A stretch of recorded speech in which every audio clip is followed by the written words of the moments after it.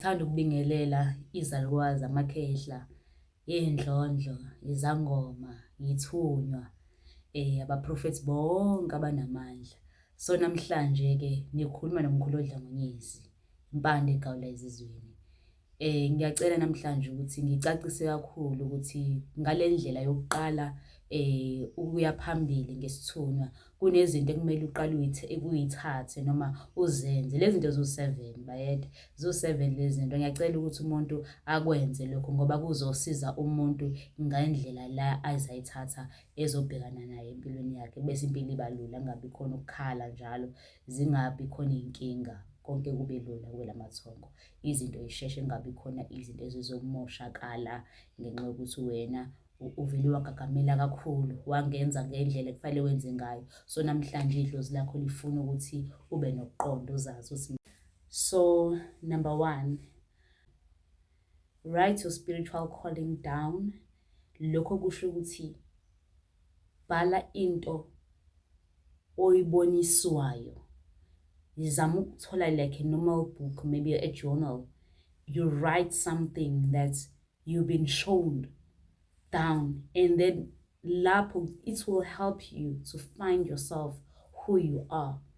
It will seem so very real because ngenkathi ubhala uyashesha ukubona ukuthi wena kahle kahle ungubani, ngoba lento osusa la nasemaphusheni uzama ukukhumbula nezinto ovezelwa zona. Yilapho kuzobonakala ukuthi no, mina nginabo ubungoma, mina nginengelosi, nginey'thunywa, nginabantu abaza nesimo somkhuleko, ngoba amaphupho ami noma lento engibhala phansi iyazikhombisa ukuthi kahle kahle mina ngubani. So namhlanje-ke ngiyacela ukuthi umuntu nomuntu abe nokuqonda ukuthi kahle kahle yena yiziphi izinto akumele ukuthi azenze. So njengoba ngithi thatha ibhuku ubhale ubuwena, ubhala, zisebenzisa noma ngabe yini esemqondweni eyaphakama kuwena, uyibhale bese uyasithola ukuthi kahle kahle wena kahle ungubani.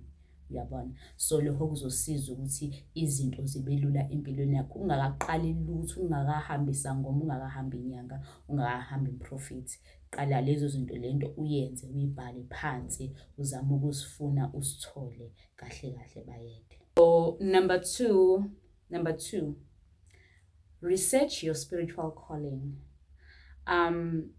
When I'm saying that, it doesn't mean that you need to like go anywhere or search to any person. Like you need to understand ukuthi njengoba kusemhlabeni kunabantu abakhulu abakade bayiqala le ndima yokukhanya, ngoba wena usuwenza number 1, suku number 2, then you research by not like ukuthi okay manje sengifuna ukusizakala, you see, but you need to get a lot of information about spirituality, about your calling, umsebenzi wokukhanya as umntwana wesithunywa othunywe emhlabeni ukuthi uzolapha. So manje wena kahle kahle usafuna ukuyiqonda lento, kufanele research and you get a lot of information ukuthi where to start, what yiziphi izinto ozenzayo. Please like take time to research about your spiritual calling. Landelela, musukushesha uqede, zama lento ukuthi uyifune. It can take me like 3 months or 6 months searching about you, searching about the original you, your spirit that is inside you, you know.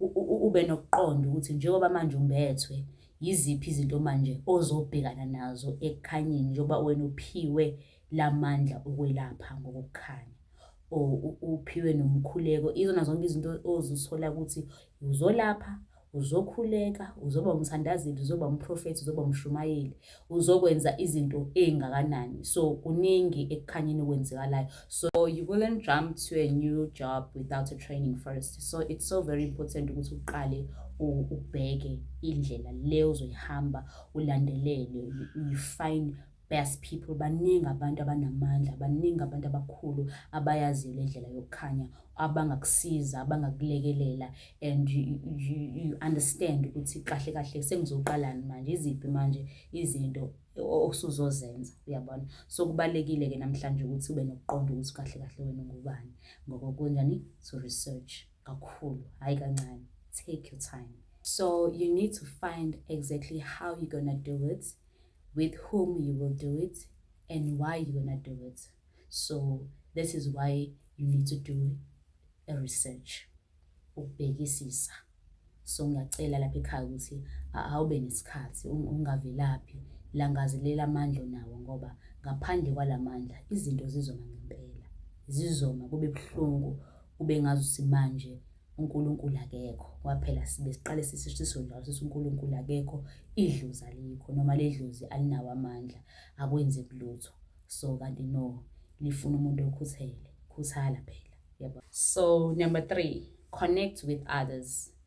So lokho kusho ukuthi if wena umuntu wesithuma noma ususitholile lapha ku number 1, usuku number 3 manje, ukuconnecta nabantu, ukwenza into ekufanele ukuthi uyenze manje, ukuthi ube nabantu abanjengawe noma enisafuna ukukhula nabo, uzama abantu abanjalo noma basangabaphezulu kwakho abazokwazi ukuthi no, kuqalwa la, kwenziwa kanje, yiziphi izinto manje ekumele ukuthi kuhlanganwe ngazo. So kumele kuhlangane, kuxoxwe, kuvezwe izinto ezingamaqiniso ukuthi njengoba manje nembethwe yabantu abanamandla amangaka, lamandla asetshenziswa kanjani.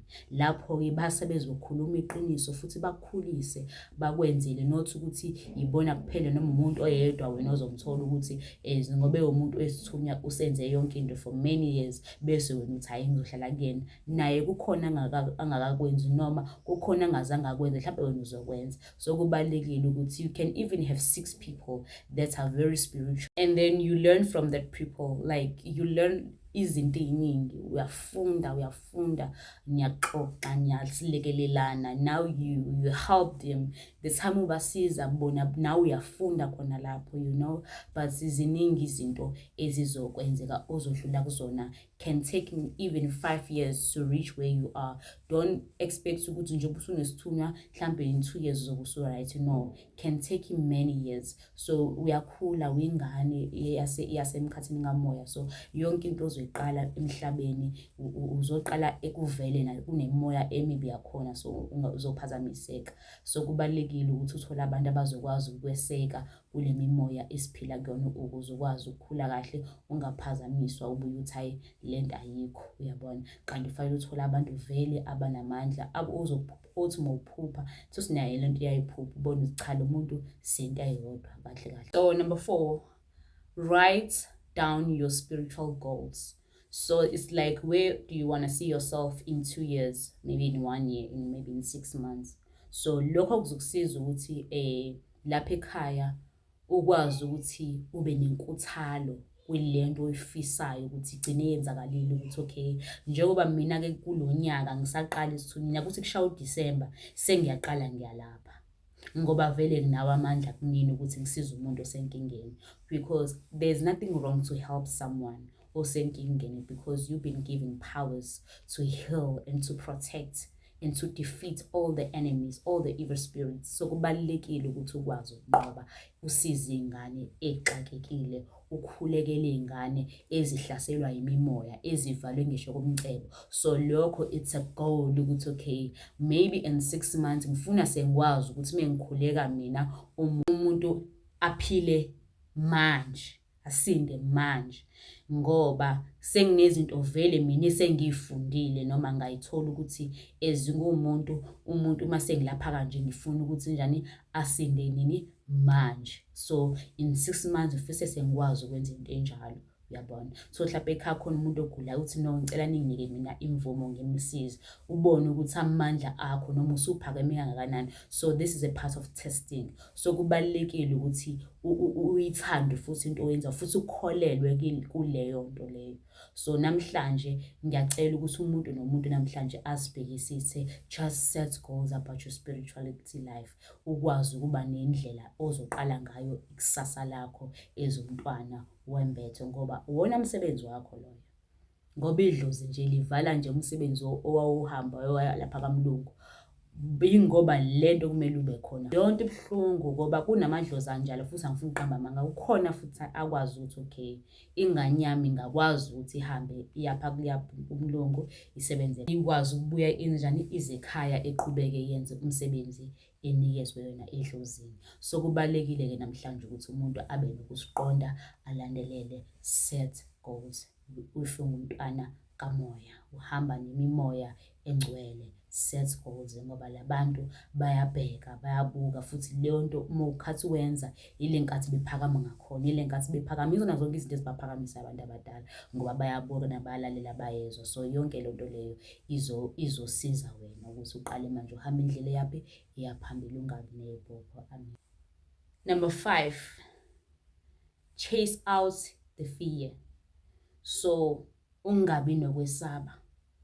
Idlozi alimfuni umntwana noma isithunywa sakho kakhulu, asimfuni umuntu onokwesaba, ngoba angeke usaba umzali wakho, angeke usaba umuntu wasekhaya oligazi lakho. So abanye bayayisaba ithunya, umuntu uyasaba kwa-spiritual because uzothi ukuthi khona umuntu osephakama kumina manje usekhuluma ukuthi nokuthi. Don't be afraid, ngoba into ekuwena ngeke uzoyishintshe. Try to understand umzimba wakho, ngoba labantu bangaphakathi abekho ngaphandle, bangaphakathi ingakholukwazi ukuphakama, bangaphakathi kuthina. That is why we dream a lot, ngoba le mimoya iyakuvezela izinto zabo ukuthi kusasa ekuseni lindele into ethize noma uzonqoba into ethize. Yingakho ukuthi ungabi nokwesaba, iba nesibindi, ukwazi ukufunda ukubhekana nabantu abaney'nkinga. Uthola umuntu uvuka umoya omubi, kufanele ukwazi ukumsiza, ukwazi ukususa lento ekuyena, and ube namandla okususa leyo nto, nawe ube powerful. Mengithi ube powerful, usebenzisa izinto ey'julile zokukhanya ukuze ukwazi ukuthi uma uthinta umuntu leyo nto isheshe iphume, ngoba nawe unawo amandla, nawe idlozi lakho liphakeme, uyabona. So ngiyacela ukuthi umuntu nomuntu aphakamise amandla, abe nokuqonda ukuthi iy'thunywa ziningi zinjalo, ziningi iy'thunywa ezikuthina ezidinga izinto zazo zenziwe. So uma usawenza okukodwa bese uthi hayi ngizobona ngesimanje, ziningi kakhulu gogo lapha ekhaya nawe mkhulu. Awenze nje konke, noma ungenza ngesonto mhlawumbe izinto eziwu-3 noma ngaleliya wenza okunye, uyabona. So kubalulekile ukuthi sisuse ukwesaba, sihambe amanzi, singawasaba amanzi, singasabi impophoma, singasabi iy'ntaba. Uma kade ukhulekela ukuthi la ngiyakhona ngingabi ney'nkinga, ngisinde kuzona zonke iy'ngozi, ngoba nasemanzini kwenzeka izinto ey'jule kakhulu, uyabona. Abantu bayagagamela kakhulu abanye babo. So kubalulekile ukuthi uqale ubike edlozini before uphumekele ngaphandle, ubike ukuthi ngizoya endaweni ethize, kodwa kuyibona abakutshelile ukuthi hamba uye lapho. Ungavele usuke nje uthathe umthwalo yakho uhambe uye lapho, akulungile, uyabona. Ibona abazokutshela ukuthi kufanele ukuthi uye lapho, awuvele uhambe nje uye emanzini ungalindelwe. Hamba ulindelwe, kuzoba mnandi, kube lula nje futhi kakhulu. So number 6, be patient. Lento ihlula abantu abaningi, ukubekezela, ukulinda. Be patient. Enza lento ngoba uyenza ngokukhanya. Uma uzoyenza ngokuthi ngoba ngi-spiritual namandla, I will make a lot of money from people. Enza lento ngoba uphiwa amandla ukusindisa. Lokho sengeza along the way, sebebonga abantu ngento abasuka kubona ukuthi umuntu uthengele i-gift, noma ukuphi imali, noma ukuphi imoto, noma ukuphi umuzi, into esuke kuyena ngento omsize yona ngamandla honest. Into yakho nje mayibe honest, yonke into oyenzayo nje icacele wonke umuntu uthi kahle kahle wena usindisa ngoba yini. So ngiyacela-ke namhlanje ukuthi umuntu afunde ukubekezela.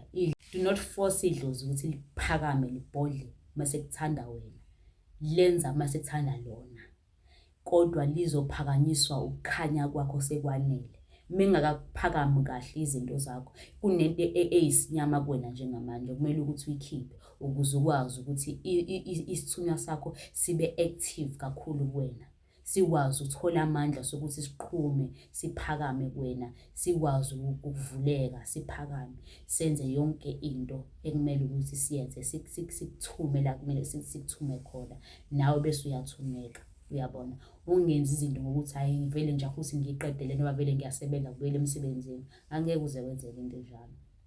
mhlawumbe into abantu abakudinga usekhaya, uyabona, uwenze into kanjalo. Kuyenzeka ngisho usebenza kodwa kuya ngesithunywa sakho sisithanda ukuthi wenze njani, ngoba sikukhipha emhlabeni, sikukhiphe kubona bonke abantu. Ngiyacela ukuthi umuntu onedlozi nje, umuntu onesithunywa, onemimoya, akabhekisise indlela athatha ngayo umsebenzi. Be patient, bekezela, kuzogcine kulungile. Ayikho into engagcine ilungile, kodwa vele wenjani, nawe uyinikeze isikhathi. Ungavele wenze noma yini, ungahambi lokhu uyifana noma ikephi ngenxa yokuthi unesithunywa usuzophuma-ke manje ufuna ukusabalala kuyo yonke into. No, lento ifuna ukuthi ube nomqondo, ube wise, ube smart, play smart, kuzokusiza. Hhayi kancane, kuzokusiza, kuzokwenzeka futhi kakhulu, kungabi khona izinto ezivaleka nini. Number 7, take the first step. Isitep sokuqala-ke manje usunjani, usuyakhuleka, usuney'khathi zokukhuleka. Phela umkhuleko wona udonse iy'ngelosi, ngoba phela kuyakhulekwa la. Usuyakhuleka ngey'khathi, iyona nto yokuqala oyenzayo, ungakayi lokhu uye emanzini, ungakasebenzisi izinto zokugeza, uqala ukhuleke ngey'khathi, ngo-12 wasebusuku, ngo-3 ekuseni, ngo-6 a.m., ngo-12 p.m.